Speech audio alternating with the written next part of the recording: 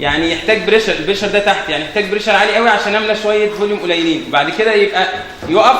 معناه كده ان انا لو زودت بريشر قليل انت خلاص جبت الحاجه. طيب لما تزود البريشر تلاقي الفوليوم زاد عندك بالتدريج، وبعد كده في الاوفر ديسندد فيز تلاقي الدنيا ايه رجعت ثانيه وحشه. ده اسمه الاس شيبد كيرف، العلاقه ما بين البريشر والفوليوم اللي هو الكومبلاينس بتاع اللنج. دي الميزه الاولانيه هنستفيد بيها بحاجه. الميزه الثانيه ان لما اجي افضي اللنج دي مش بتتفضى بنفس الطريقه اللي مالت بيها، لا انتوا شايفين الكيرف بيرجع ازاي؟ بيعمل لوب بيرجع تاني يفضل محتفظ بالفوليوم بتاعه على بريشر اقل. يعني انا لو اللنج دي احتاجت 10 سم ميه ووتر بريشر عشان تتنفخ قد كده، بعد ما بنفخها كده لما اجي افضيها تاني مش اول ما بنزل تحت ال10 بتتفضى، لا ده بتحتفظ بالفوليوم اللي فيها ده على بريشر اقل. يعني انا نفختها 10 لقيتها اتنفخت كده، بعدين ابتديت افشها، وانا بفشها كده ما بتفشش معايا ما بتنزلش، انزل البريشر اللي فيها ال10 بقى 9 لسه محتفظه بالفوليوم، بقى 8 لسه محتفظه بالفوليوم. عندك في الشنطه انا مستنيك بس دقيقتين خلاص. يبقى هي بتحتفظ بالفوليوم على بريشر ايه، بس اهم حاجه تتنفخ الاول. يعني انا انفخ اوصلها للحجم ده عند مثلا بريشر 10، وبعد كده اخليها محتفظه بالحجم ده عند بريشر 6 او 7. ده بيسموه اسمه لانج هيستريزز. لانج ايه؟ هيستريزز. عشان كده الكيرف لما باجي افضيها ما بيرجعش على نفس الخط. فاكرين الشكل؟ بيرجع بالطريقه الثانيه اللي هو بيعمل لي شكل اللوب ده. اللانج هيستريزز ده وشكل الكيرف ده بعمل منه وانا بقى على الواقع حاجه اسمها لانج ريكروتمنت. ان انا ببقى عايز في حالات الار دي اس بتاعت اليونيت مثلا، او حالات الاي ار دي اس بتاعت البيدياتريك بتاعتنا، بيبقى اللانج كولابست قوي وعايز احطها على بيب عالي عشان اخلي الفوليوم اللي فيها فانكشن ريزيرف كاباسيتي تبقى الكومبايلنس بتاعتها كويس، يعني انقلها للسيف زون اللي في النص. بس بدل ما بحطها على الانسبيراتوري كيرف بحطها على ايه؟ على اكسبيراتوري. ليه؟ عشان انا لما اجي انفخ اللانج دي بالبيب الاقيها اتنفخت كده عندي بيب 15 عندنا مثلا في البدايات، حلو قوي، بس ده على ايه؟ على الانسبيراتوري ليمب. طب وليه اخليها على 15؟ ما ممكن تفضل محتفظه بالفوليوم ده عند بريشر 10. فبعمل ايه؟ بنفخها لحد ال 15 وارجع افضيها تاني الاقيها فضلت على نفس الفوليوم عند بريشر كام؟ 10، واخليها على كام؟ على 10. تمام؟ يبقى انا كده ده بسميه لانج ريكروتمنت، ان انا نفخت اللانج وخليتها محتفظه بس ببريشر. كل الاول بنعمل ايه؟ بنخليها على 15 ونسيبها. طب وليه افضل اخليها على 15؟ خلاص؟ كده جاي؟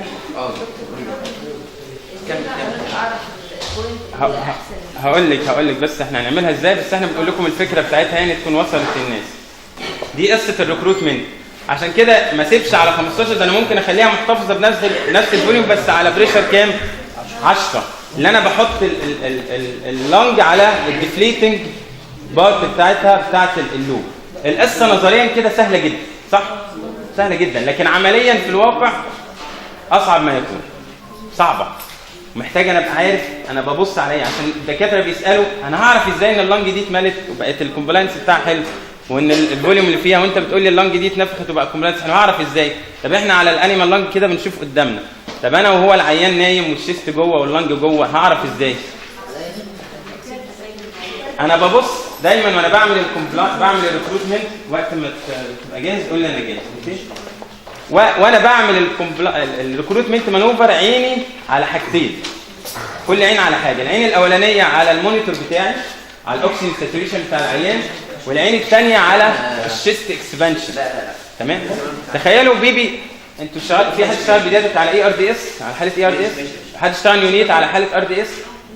طيب نتكلم يونيت على ار دي اس. بيبي فالعوز كده 2 كيلو ولا كيلو ونص، وتلاقيه ايه؟ حطه على بريشر عالي قوي قوي، والواد يا دوبك ان انت في شويه هواء بيدخله ومفيش شيست اكسبانشن، صح؟ ده اللي بيحصل لما يكون مولود عيل وايت لانج ومفيش سيرفانتا، تيجي تفنتله تلاقيه حاطط على ريت مثلا على 25 على 5، والواد مفيش اصلا هواء داخل، والساتوريشن بتاعه تلاقيه في الارض، ممكن تلاقيه 70 75 80. تمام؟ طيب الواد ده تعمل له ايه؟ حله ايه؟ فالحل ان احنا نعمل له مثلا ريكروتمنت مانوفر. واطمن ازاي ان اللنج اتملت بحاجتين، الاقي الساتوريشن بتاعي وصل للنورمال ليفل بتاعه، وصل للتسعينات. الحاجه الثانيه ان انا الاقي الشيست اكسبانشن بتاعي بقى كويس، يبقى كده عرفت ان اللنج الكومبلانس بتاعت بقى حلو، اتملت هواء حلو، وفي نفس الوقت بقى يدخل كميه كويسه، الساتوريشن بتاعي اتحسن. بس انا قدرت كده اديتكت بعيني ان الولد ده ان اللنج دي بقت كومبلاينت، يبقى هو ده التارجت اللي انا عايزه، بس اللنج كده اتملت. طب وانا بنفخ اللنج بنفخها بايه؟ بالبيب. بنفخ بايه؟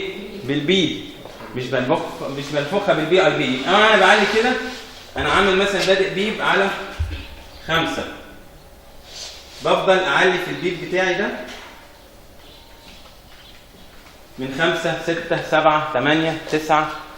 تمام؟ غالبا انا بعلي في كل مره 2. بعلي في البيدياتريك بعلي في كل مره 2، في النيونيت بعلي في كل مره ايه؟ 1.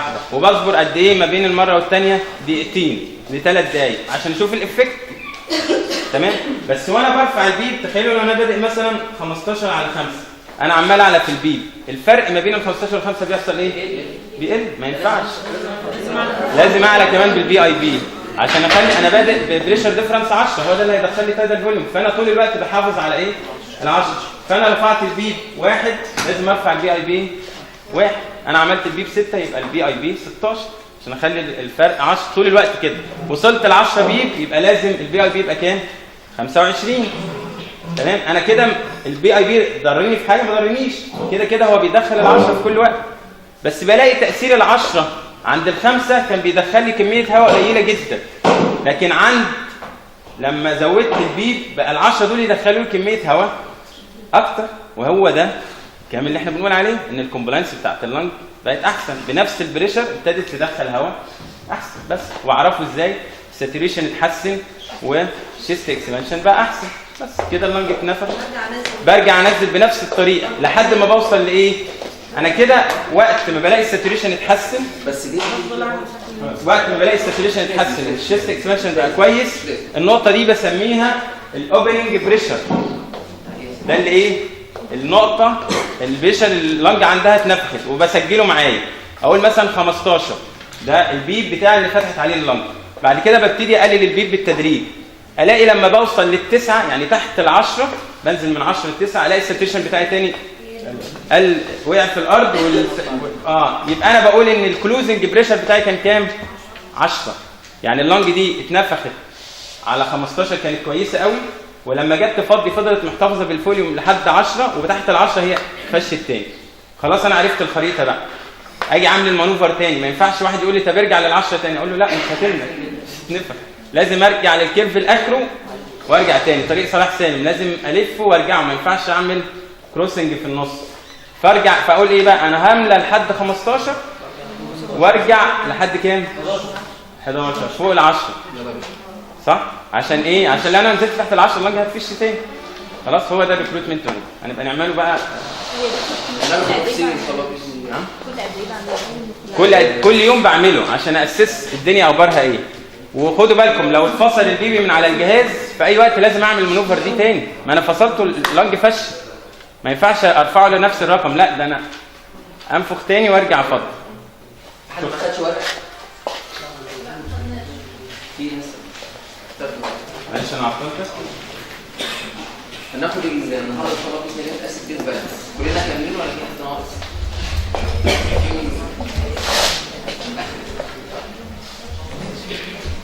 الاسيد بيز بالانس من الحاجات المهمه قوي ومحتاجه نفهمها حلو عشان خاطر نانتربريت صح.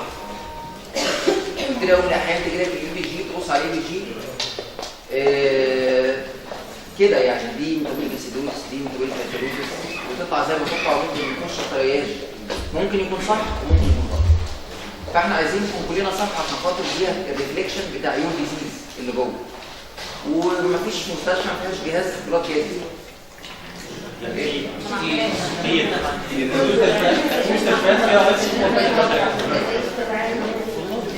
بس في بره بلاد جاهز اسمها بلاد جاهز. بمناسبة المعامل ممكن تغلط. طيب. مرة في معمل وبعدين باخد نتيجة فواحد جنبي فبيقول لها هو شكله مش مصري، فبيقول لها النتيجه طلعت بتاعت زوجته يعني. فقالت له فقالت له اسمها ايه؟ فقال لها كذا. فقال لها ايجابي ولا سلبي؟ حمل. فقالت له سلبي. قال لها كيف هذا؟ هي حامل في الشهر السادس.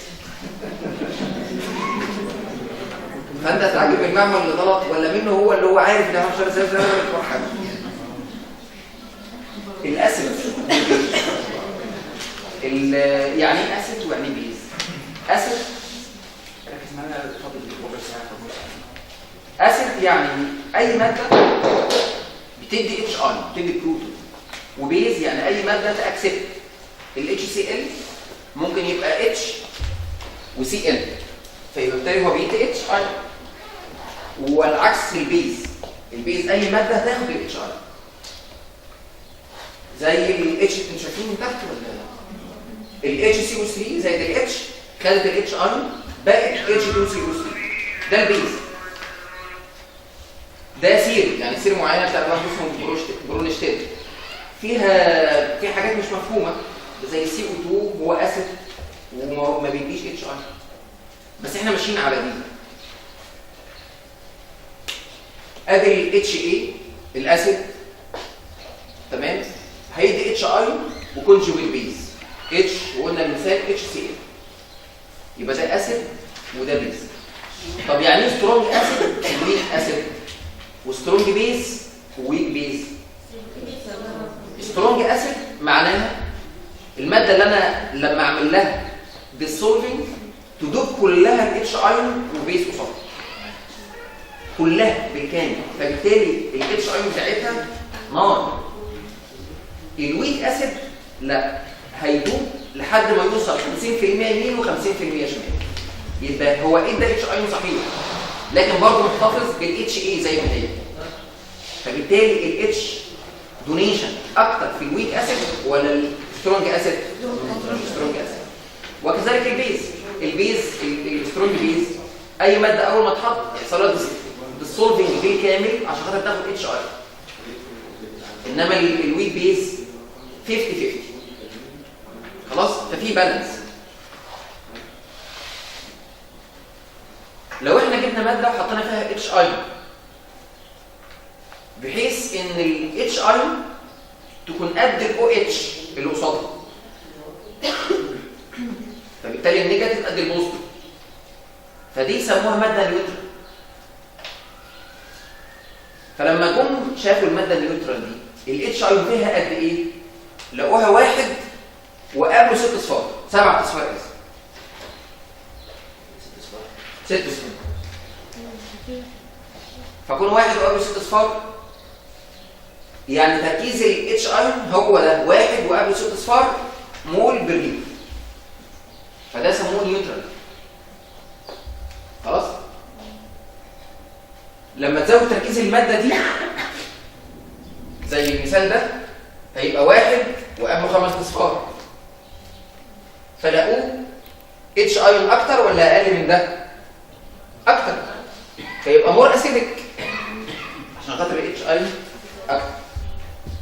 ولما تقل الاتش ايون هناك 1 وقابله 7 اصفار بقى مور الكالين. يبقى اذا كل ما تزود الاتش ايون كل ما يبقى الاسيدك، كل ما تقل الاتش ايون يبقى ايه؟ الكالين. طول ما انت في بالانس بين الاتش والاو اتش يبقى انت نيوترال. خلاص. فلما الارقام تبقى قليله كده فمش هينفع يقول لك والله تركيز الاتش ايون كذا 1 وقابله مش عارف ايه، فبدا يخش في اللوغاريتم. لو اي حد معاه آلة حاسبة وشاف اللوغاريتم الرقم اللي احنا لسه قلناه 10 أس -7 هتطلع له -7، عشان خاطر الرقم ما يكونش بالماينس فعملوا نيجاتيف لوغاريتم. خلاص. نيجاتيف لوغاريتم للاتش ايون ده اسم النيجاتيف لوغاريتم ده بي اتش، باور اوف هيدروجين. الرقم بتاعه كام؟ 7. بس خدوا بالك انها اول حاجه بالنيجاتيف. يعني ايه نيجاتيف؟ يعني كل ما الاتش ايون تزيد البي اتش تقل عشان هي نيجاتيف، صح؟ وكل ما الاتش ايون تقل البي اتش تزيد. يبقى الاتش ايون هو البي اتش، بس خدوا بالكم بقى. خلاص؟ يعني ايه اللوجاريزم؟ يعني انا الحركه بتاعتي كل ما اتحرك بمقدار واحد يبقى انا كده ضعفت الاتش ايون بمقدار 10. خلاص متفقين؟ يعني من 7 ل 8 في ما بينهم 10 درجات. 7 و1 من 10 و2 من 10 و3 من 10 و4 من 10 لحد كده. انتوا شايفين؟ لا ماشي. يبقى البي اتش لما يبقى 7 ده نيوتن. خلاص؟ طب هل في جسمنا البي اتش بتاعنا 7؟ لا. نشوف البي اتش بتاعنا ايه؟ والله ده اتكلمنا على حسب ايه؟ الاكسترا سيلولار فلويد لا ده 7 و35% ل 7 و45%. يعني هو في شويه اسيديتي صح؟ لانه من 7 بالظبط. بس من 7 و45 ل 7 و45. في حين الانترا سيلولار فلويد من 6 و9 من 10 ل 7 و2 من 10. اليورين 6 اسيديك. طب شوفوا الانتستينال جوس لحد 7 و6 من 10. نعم؟ اسيدك لا. انا قلت لكم الاكسترا سيلولار فلويد فوق السبعه، يعني فيها مش اسيديك اصلا الكلاين. يعني اذا في بالانس في جسمنا ما بين الاسيديتي والالكالينيتي. البالانس دي لازم الاثنين يكونوا قد بعض. قد بعض، بس مش قد بعض في الامامه، قد بعض في البالانس، بحيث ان يكون عندي واحد اسيد قصاده 20 بارت بيز. كل واحد اسيد في جسمي يقابله في الناحيه الثانيه 20 بارت بيز. ده معناه ايه؟ معناه عشان خاطر يكون عندي اسيديتي زياده، ده معناه ان يكون انا احط 2 بارتس صح؟ او اقل بالبيز صح؟ يبقى اذا الاسيديتي يا اما اديشن اوف اتش اي او لا انا بالبيز اللي عندي. طب والالكالينيتي العكس، اللي انا ازود في البيز اللي عندي او اللي انا اشيل الاتش اي. خلاص؟ وخدوا بالكم الرسمه دي فيها حته ثانيه. شفتوا البالانس في النص السهم مشاور على كام؟ 7 و4 من 10. وتبدا تعلى ناحيه الالكالينيتي وتقل ناحيه الاسيديتي في رينج كام؟ 4 من 10 بس. يعني 7 و4 من 10 تنزل تحت لحد السبعه. قلت عن السبعه يبقى انت امبندنج ديس. زودت عن السبعه و8 من 10 يبقى انت امبندنج ديس. فالرينج انت بتلعب فيه ما هوش رينج مفتوح لك. طب هل احنا في جسمنا احنا بناكل وبنشرب وفي بايوكيميكال رياكشن؟ انتوا عارفين احنا بنطلع قد ايه اتش اي بير داي؟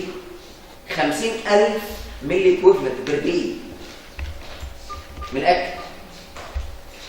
طب ده ربنا هيسيبه كده؟ لا.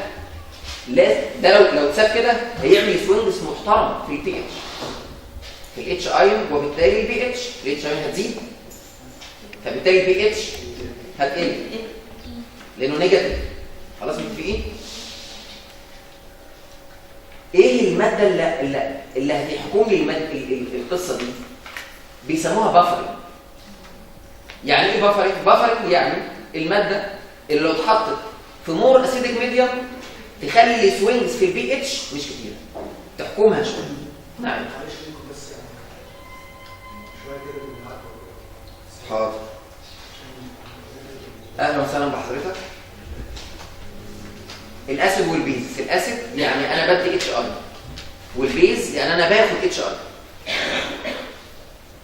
ويعني سترونج اسيد وسترونج بيز. سترونج اسيد معناه الماده اللي انا لما اعمل لها ديسوشيشن بتدوب كلها، فبالتالي تدي لي اتش اي بطريقه هوريبل.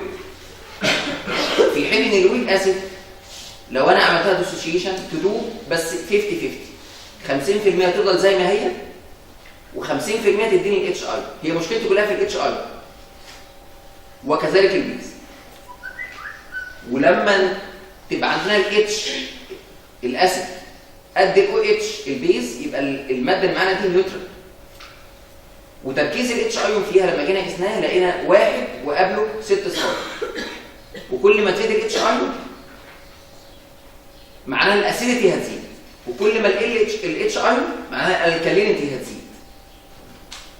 فيبقى اذا الاتش ايون ده المهم بالنسبه لنا. فعشان خاطر الرقم بيبقى 1 وقبله 8 اصفار و10 وسالب 7 ومش عارف ايه، فعمل لوغاريتم. لو احنا معانا آلة حاسبة وحسبنا الرقم ده هيطلع -7. فعشان خاطر ما قالش الماينس فعملوا نيجاتيف لوغاريتم. بس خد بالك عشان خاطر هو نيجاتيف يبقى انت كل ما تعلى بالاتش ايون البي اتش هتقل، والعكس العكس. والبالانس بتاعنا عند 7.4 بتاع جسمنا كله، عند 7.4، بحيث ان يكون الاتش ايون او الاسيد بارت 1 مولكيول قصاده 20 بارتس بيز، مش قد بعض كعددا، لا. فبالتالي الاسيديتي معناها ان انا احط اسيد زياده او ان انا اشيل شويه من البيزس، وعكسها الالكترونيت. جسمنا بيطلع اتش ايون كتيره، فلازم يكون ليه بافرنج سيستم. البافرنج اقوى بافرنج، قلنا يعني ايه بافرنج؟ عشان خاطر امنع اللارج سيلز في البي اتش او في الاتش ايون، لازم يبقى في ماده تحافظ لي على القصه دي. فاضي وقت قد ايه؟ تمام. البروتينز والكربوهيدرات اللي انا باكلها يا اما كلها بيكون حاصل نتيجتها CO2 وعشان خاطر هو اسيد وبيطلع من اللنج فسموها الاند برودكت بتاعتها فولاتايل اسيد، او في بعض الاحيان بيبقى بعض السبستانسز ما بتطلعش من خلال اللنج فيسموها نون فولاتايل، بتطلع من خلال الكدني. فكذلك البفر هو ده البفر ده. ايه البفر؟ انا حطيت اسيد في جسمي ففي اتش ايون كتيره، صح؟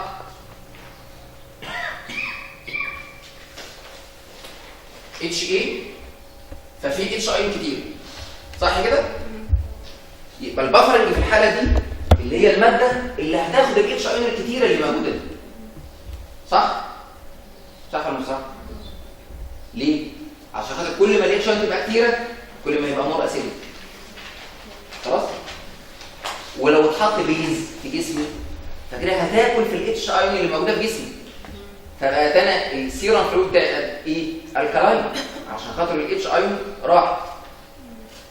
فالبفر في الحاله دي الماده اللي تديني اتش ايون، صح ولا مش صح؟ اهو الاتش اي اتش واي، فيبقى البفر في الحاله دي تمشي لي في الطريق ايه؟ ده عشان خاطر تديني اتش ايون كتيره تعوض لي النقص اللي عندي في الاتش ايون. ماشي ولا مش ماشي؟ واضحه دي؟ واضحه ولا قلت ايه؟ انا جبت البيز منين اساسا؟ هتوضح. اشهر حاجه عندنا في البفر البايكاربونات سيستم، ده المايسترو بتاعنا 50% من الشغل كله عليه. جبنا البيز منين؟ من البفر البايكاربونات كربونيك اسيد، ده اسيد H2CO3 ولما يتحلل يديني اتش زائد HCO3. ده ويك بيز وده ويك اسيد، خد بالك ويك. فبالتالي لو انا اتحط اسيدز كتيره في جسمي يبقى انا عندي اتش ايون كتيره، فالجاي ماسك في HCO3 اللي موجود في جسمي ويديني H2CO3. صحيح هو اسيد بس ماسك نفسه مش بيديني اتش ايون في الاخر. ولو انا اتحط بيز كتيره في جسمي فاكلت لي الاتش ايون يبقى انا كده محتاج اتش ايون، فالاتش 2 ترجع تاني عشان تدي لي اتش ايون تقوم تعدل لي الالكالينات اللي موجوده في جسمي، صح؟ صحيح هو بيز بس مش سترونج بيز، خلاص؟ ده حاجه جميله جدا، ده يبقى كده ممتاز. طب لحد امتى البفرنج ده هيشتغل؟ لحد ما خلاص ما عادش بيزس كتيره والدنيا كلها بقت 50-50، ده قد ده، يبقى كده الدنيا اتحكمت. بس انا لسه قايل هو ده اكبر بفرنج سيستم موجود عندنا، فلذلك ربنا ما خلوش كلوزد سيستم ماسك بنفسه، لا خلى له طرف ثاني خالص. يبقى ال H2CO3 يتحول لي ب H2O وCO2. الCO2 ده هيروح منين؟ اللنج. يبقى اذا السيستم ده كلوزد سيستم ولا اوبن سيستم؟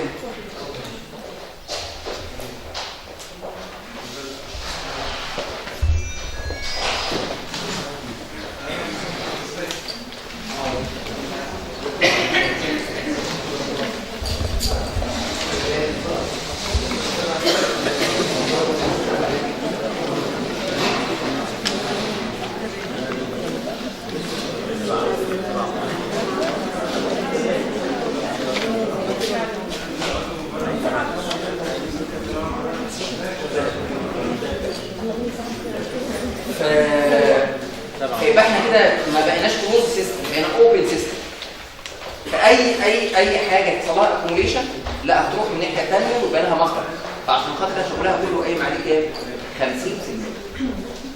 هل هو لوحده؟ لا، في فوسفيت بفر، ده ويك اسيد، ده اسمه دايبيزيك فوسفيت، وده ويك بيز اسمه مونوبيز، ده دايبيزيك فوسفيت اسف وده مونوبيزيك فوسفيت. ده الاسيد بتاعي وده البيز بتاعي، زي البايكاربو بفر. قيسها بالظبط، حطيت اسيدز هتمشي في الاتجاه ده، حطيت بيز هتمشي في الاتجاه وده دايما موجود في الرينال سيستم، مش هستغرق فيه عشان خاطر وقتين.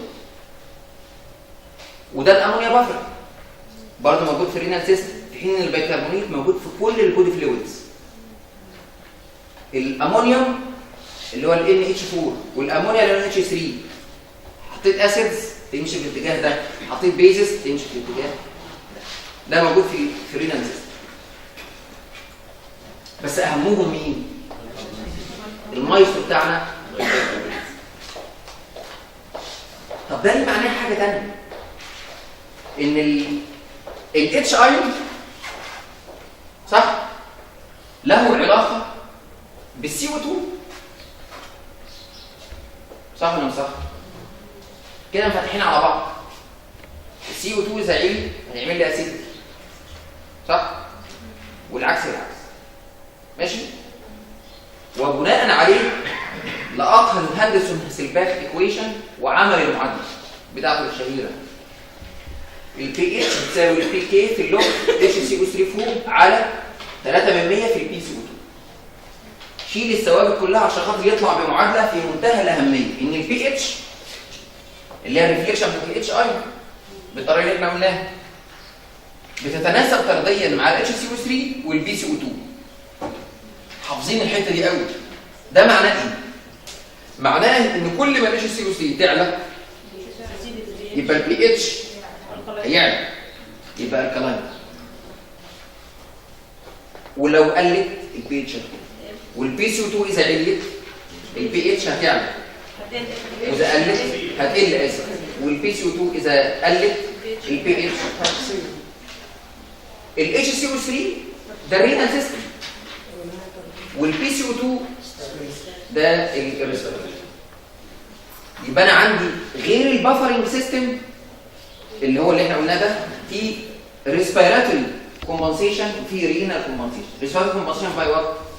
سي او 2 اذا عالي يطلع لفوق ينبه الكيمو ريسبتورز اللي فوق دلوقتي يعمل هايبر فنتريشن يطلع خلاص. واذا قل العكس العكس. والرينال سيستم اذا اتش سي او 3 اذا كتر هرميه في اليوم، واذا انا محتاج اتش ايون هيمسك الاتش ايون، واذا انا عندي اسيد كتيره هيرمي الاتش ايون ويمسك البيزس. خلاص.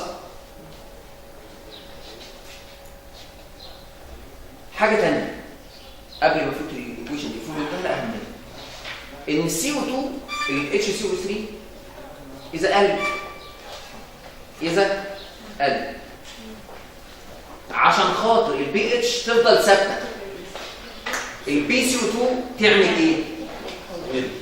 تقل صح؟ واذا الاتش سي او 3 عليت حصل ميتابوليك الكالوزيس، عشان خاطر البي اتش تفضل ثابته البي سي او 2 يجرى لها ايه؟ تعلى. يبقى ماشيين في اتجاه بعض ولا لا؟ يبقى الاتش سي او 3 اذا علت البي سي او 2 هتعلى، واذا قلت البي سي او 2 هتقل، واذا السي او 2 تشينجز اللي هتحصل لها هيقابلها رينال سيستم في نفس القصه. متفقين؟